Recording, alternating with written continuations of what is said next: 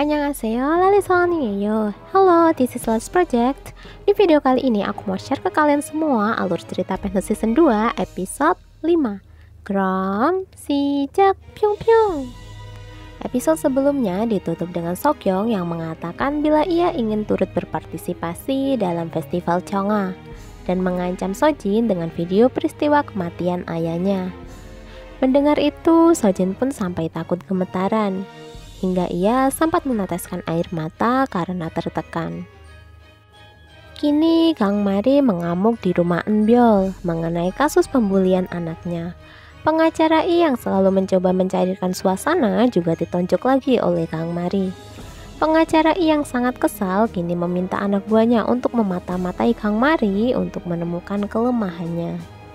Di rumahnya, Judante kini memarahi Seokyeong atas kasus perisakan hingga membuat Seokyeong kini masuk dalam masa percobaan. Tentu saja Seokyeong membela diri dan mengatakan bila ada andil Eunbyul dalam kekacauan itu. Seokyeong yang berlari ke kamarnya diikuti Seokhun. Namun Seokyeong mengatakan agar Seokhun tak usah pura-pura peduli padanya. Seokyeong juga masih mengungkit tentang kematian ibunya itu adalah ulah Oyuni. Mendengar itu, tiba-tiba Seokhun teringat saat Judante memberikan uang pada pembantunya kala itu. Seokhun pun berusaha menjelaskan pada Seokyeong bila itu bukanlah salah Oyuni. Namun Seokyeong tetap tidak percaya. Di ruangannya, Judante teringat akan perkataan Kang Mari kala itu. Lantas ia memiliki rencana untuk mengerjai Kang Mari. Kini Seokyeong pun meminta maaf pada Rona dan Jenny atas sikapnya selama ini. Tentu saja hal itu tidak serta-merta membuat Rona percaya. Begitupun dengan Kang Mari, masih belum mempercayai pada permintaan maaf Seokyeong. Selepas Kang Mari pergi, Judante lewat di depan Oyuni. Oyuni mengatakan pada Judante harus meminta maaf, namun Judante tak mau melakukan hal itu. Saham perusahaan Judante pun kini telah anjlok terkait skandal Sojin. Di berangkasnya, ia terlihat mengambil sebuah dokumen. Rupanya, surat perjanjian milik Sojin dan Pak Yoran ada di tangannya. Sementara itu, di sekolah Sojin pun mendapat ancaman lagi dari Seokyeong. Saat ia berlalu lantas menuju ke kantornya, ternyata sudah ada ibu dan adiknya. Rupanya mereka telah mendapatkan kiriman dokumen itu lantas memberitahu Sojin membuatnya tersudut karena dipaksa mengundurkan diri dari Cheonga.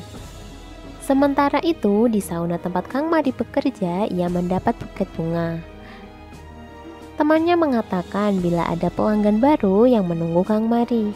Betapa kagetnya Kang Mari ketika mengetahui ternyata itu adalah Sanga. Tentu saja Sanga mengejek Kang Mari. Selepas itu, Sanga pun membawa Kang Mari pada suaminya untuk mempermalukannya.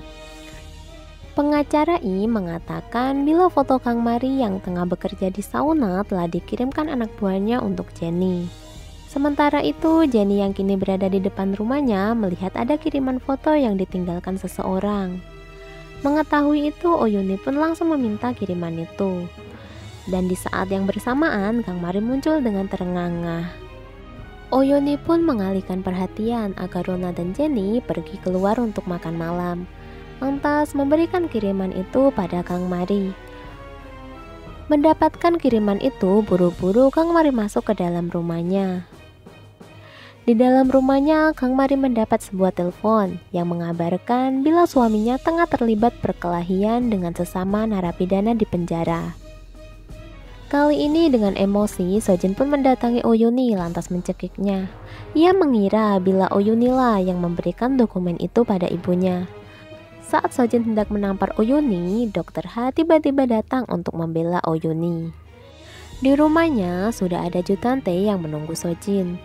Dengan pura-pura peduli, Judante menanyakan tentang rumor pengunduran diri Sojin. Sesuai rencana Judante, Sojin yang tertekan tiba-tiba mengatakan bila ia ingin menggabungkan perusahaannya bersama Judante. Di rumahnya, Judante tengah berbahagia atas rencananya yang sedikit demi sedikit mulai tercapai. Kini Oyuni dan Kang Mari tengah minum. Terlihat jelas wajah Kang Mari yang menahan kesedihannya. Di sini Oyuni mengatakan bila ia memiliki sebuah rencana yang mana membutuhkan dukungan Kang Mari. Pagi itu, Seokyeong ke rumah Eunbyul, bermaksud ingin mencari HP Eunbyul. Namun, sebelum berhasil menemukannya, Sojin sudah terlebih dahulu memergokinya, lantas mengusir Seokyeong. Ketika sampai di sekolah, Eunbyul dipanas-panasi temannya, mengatakan bila Rona dan Seokhun kini telah berpacaran kembali. Sesuai rencana Seokyeong, kini Eunbyul pun melabrak Rona dan mengatakan bila Eunbyul adalah pacar Seokhun saat ini. Kali ini, Oyuni, Kang Mari, Sojin juga sangat tengah membicarakan kasus perisakan Jennie dan Rona. Di sini Oyuni mengatakan bila dia bisa mencabut laporannya dengan syarat agar ia bisa dimasukkan dalam anggota dewan juga. Dengan berat hati, Sojin pun menyetujuinya setelah yang lain setuju. 7 hari menjelang festival Cheongga, para peserta tampak berlatih giat. Dari menyanyi hingga pola makan diatur sedemikian rupa, tak terkecuali Eunbyul. Namun, saat latihan suaranya tak seperti yang diharapkan, membuat Sojin kesal lantas memarahi Eunbyul. Sojin mengatakan agar Eunbyul memberikan tampilan yang sempurna, dan ia harus menang mengalahkan Verona bagaimanapun caranya walaupun harus membunuhnya. Dan proses merger perusahaan Sojin dan Jutante pun digelar dengan lancar. Malamnya, Jutante dan Sojin pun makan malam bersama untuk merayakannya. Namun, Sojin terlihat tidak benar-benar bahagia. Pagi itu, Eunbyul sangat gugup hingga gemetaran, dan ia meminta obatnya pada sang pembantu. Di sekolah, semua tampak sibuk dalam persiapan festival Cheongga. Festival Cheongga pun tiba. Di ruangan, hanya Eunbyul yang tampak gugup. Penampilan pertama adalah Verona. Saat sang guru memainkan piano, Rona tampak memprotes pada sang guru karena kunci nada yang tak sesuai. Namun sang guru tak mempedulikannya. Rona pun akhirnya menyanyi saja dan dapat mengatasinya dengan bernyanyi sangat sempurna. Melihat itu, Eunbyul pun semakin gugup dan meminum obatnya melebihi dosis. Terlebih, Seokhun juga memberikan selamat pada Rona. Rona yang kali ini buru-buru mengikuti gurunya untuk meminta penjelasan terkejut saat melihat Dokter Hala yang telah menyuap gurunya. Kini Eunbyul pun tampil, namun suaranya tercekat di tengah penampilannya, diikuti Seokyeong, Jennie, dan lain-lain. Setelah semua tampil, kini mereka menunggu hasil keputusan juri di ruang tunggu. Sesaat Rona pergi keluar diikuti Eunbyul. Dan Seokyeong yang melihat kesempatan itu mengambil HP Eunbyul. Saat Eunbyul membuntuti Rona, ia melihat Seokhun menemui Rona lagi, membuatnya terbakar cemburu. Sementara itu, Seokyeong sibuk membuka HP Eunbyul untuk mencari video tempo hari. Namun pola kuncinya telah dirubah. Sojin pun kini menelepon Eunbyul untuk menanyakan kabarnya. Namun yang mengangkat adalah Seokyeong, membuat Sojin kaget. Kini, Seokyeong menunggu Sojin di ruangannya sambil memainkan game.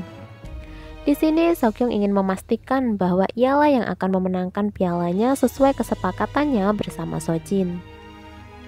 Seokyeong juga mengatakan bila ia akan menunjukkan video bukti itu yang ternyata sudah diketahui oleh Eunbyul sebelumnya. Seokyeong juga mengatakan terlepas siapapun nama yang akan muncul nanti, Sojin harus memanggil nama Seokyeong. Seokyeong pun pergi meninggalkan Sojin yang seketika gugup gemetaran hingga meneteskan air mata. Sementara itu, kini Rona dilabrak Eunbyul yang sakit hati. Rona pun mengatakan dengan tegas bila ibu Eunbyul adalah orang yang dulu menikam leher Oyuni. Rona juga mengatakan bila Dokter Ha juga turut menyuap gurunya. Mendengar itu, Eunbyul pun hilang kendali hingga berhalusinasi membuatnya memecahkan kaca tempat trofi. Lantas mengambil trofi itu dengan nafas tersengal.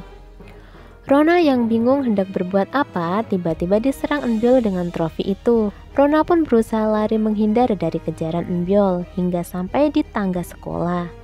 Eunbyul pun menyerang Rona dengan trofi itu hingga berdarah, lantas membuat Rona jatuh bergulingan di tangga. Dan episode 5 ditutup dengan Sojin yang mengumumkan pemenang festival Cheongga adalah Verona. Oke, jadi kayak gitu alur cerita Penthouse Season 2 episode 5. Sampai ketemu di episode berikutnya. Kram, kami sikan ya, Annyeong.